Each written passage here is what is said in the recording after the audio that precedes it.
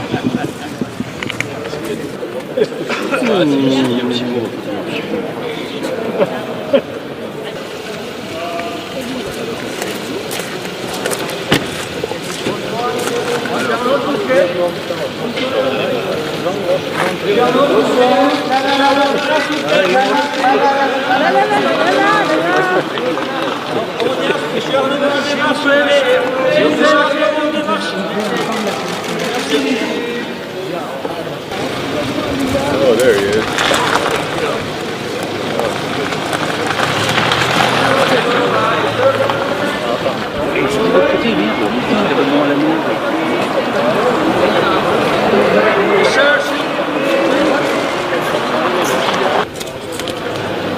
There's some police up there.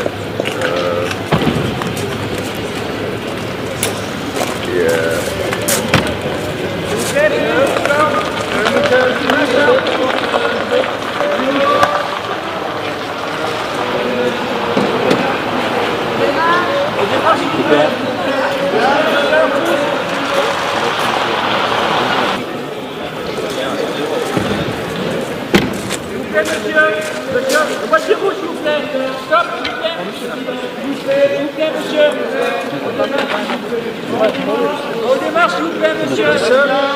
J'ai pas écouté, tu m'as fait un jour.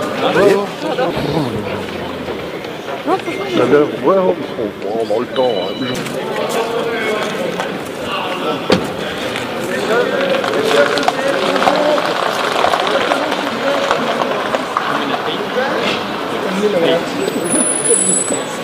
On démarche, s'il vous plaît, monsieur.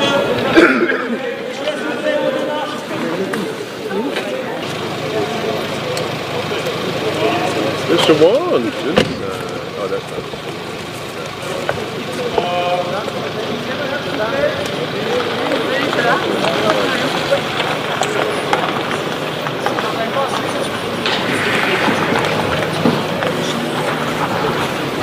S'il vous plaît, madame.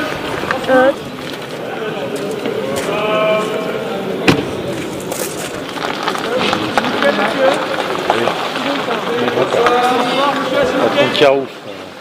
Emmanuel. On démarche, s'il vous plaît, monsieur. Je suis à 50% de batterie. T'as combien? 50. Ah, je voyage.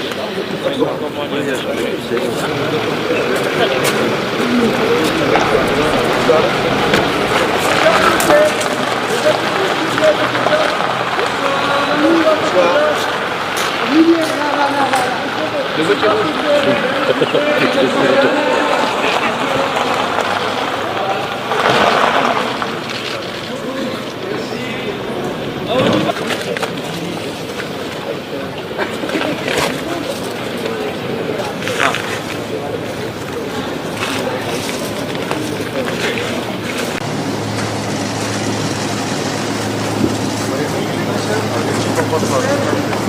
Mr. Vice President, How was your first foreign trip,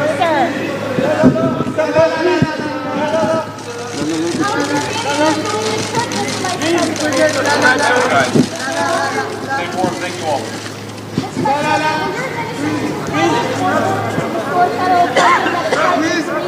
Yes, sir.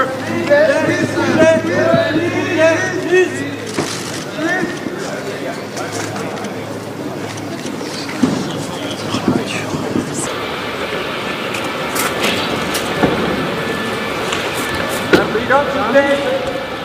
Madame la Présidente, s'il vous plaît. Stop. Allez, le boîtier rouge, Madame la Présidente, s'il vous plaît. Le boîtier rouge. C'est bon, vous. Madame la Présidente, s'il vous plaît. Merci beaucoup. Bonne soirée. Bonne soirée à vous.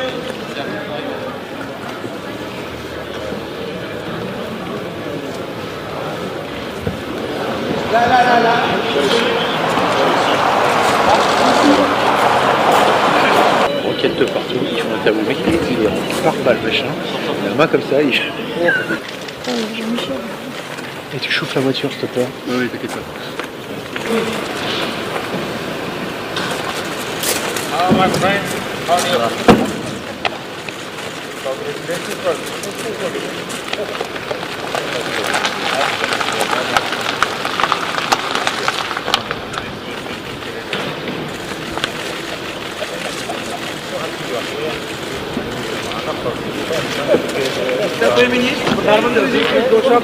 प्रधानमंत्री जी कुछ दो शब्द अपनी और macro की president macro की दोस्ती पर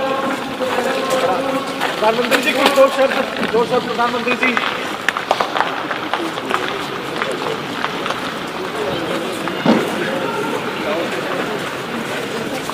Monsieur le Président,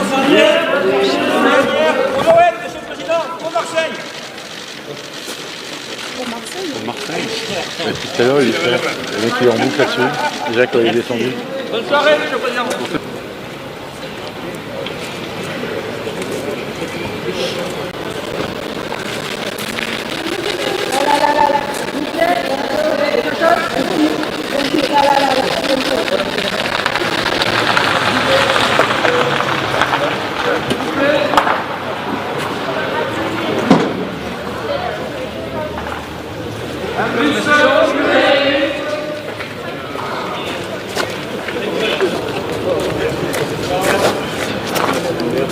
Pour l'accueil.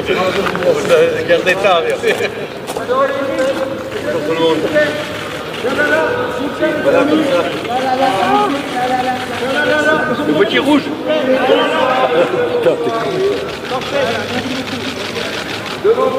Bonne soirée. Au démarche, Monsieur le Président.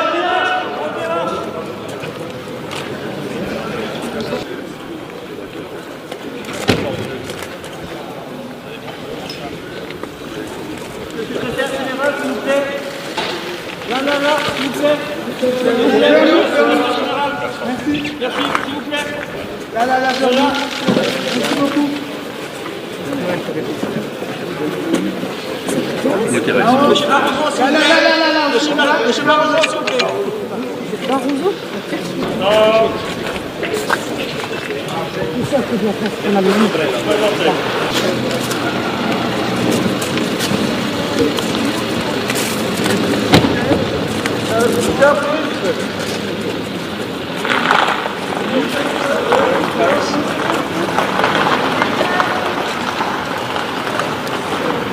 Yes, sir.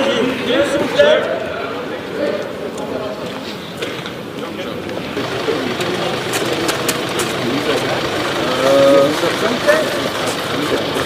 No. We are the French pool. Both. Both cameras? Yeah.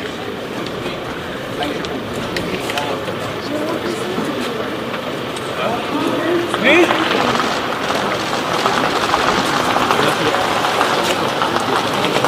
Qu'est-ce qu'il voulait, Alfred? Il veut qu'on se serve. Ah non, déjà on se bouge,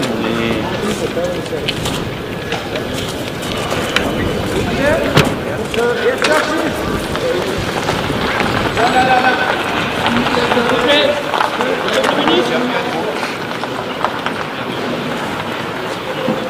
Monsieur, s'il vous plaît, monsieur le ministre, s'il vous plaît, s'il vous plaît.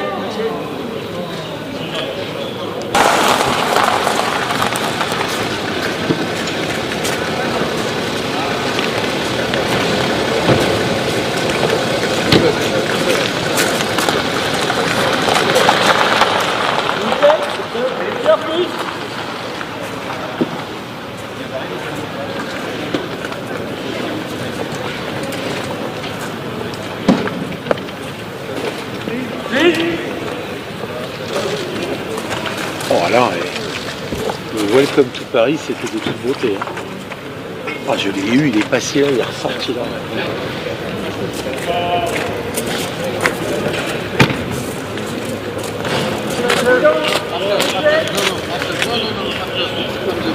Bonsoir.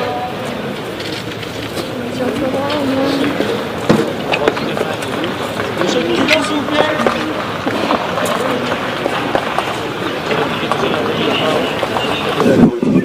Personne n'est chez moi, vraiment les gars. Non, j'ai été chez moi.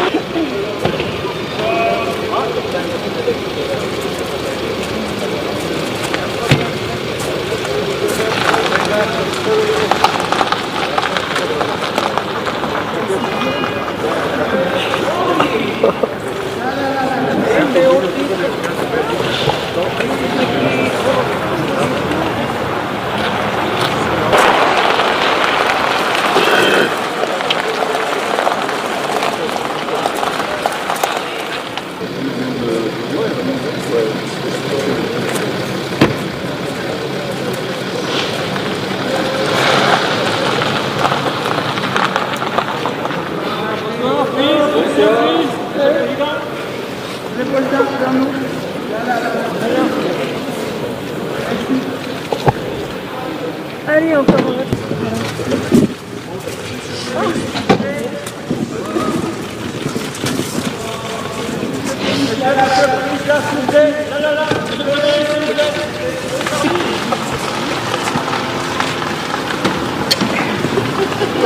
Je me réunis sans démarche, s'il vous plaît. S'il vous plaît, prévenez-le.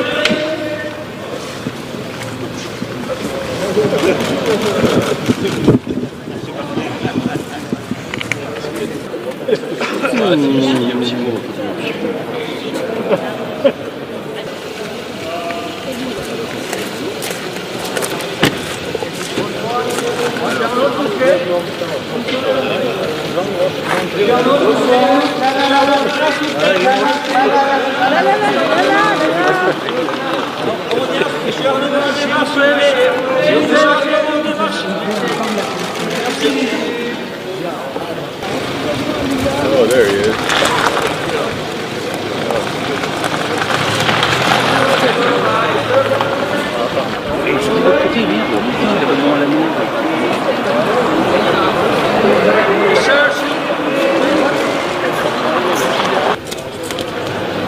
There's some trees up there.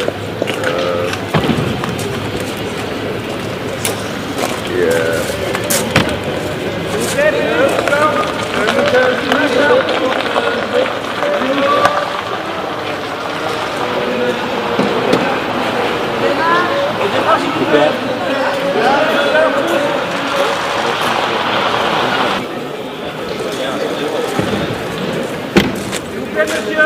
Monsieur, le voiture rouge, s'il vous plaît.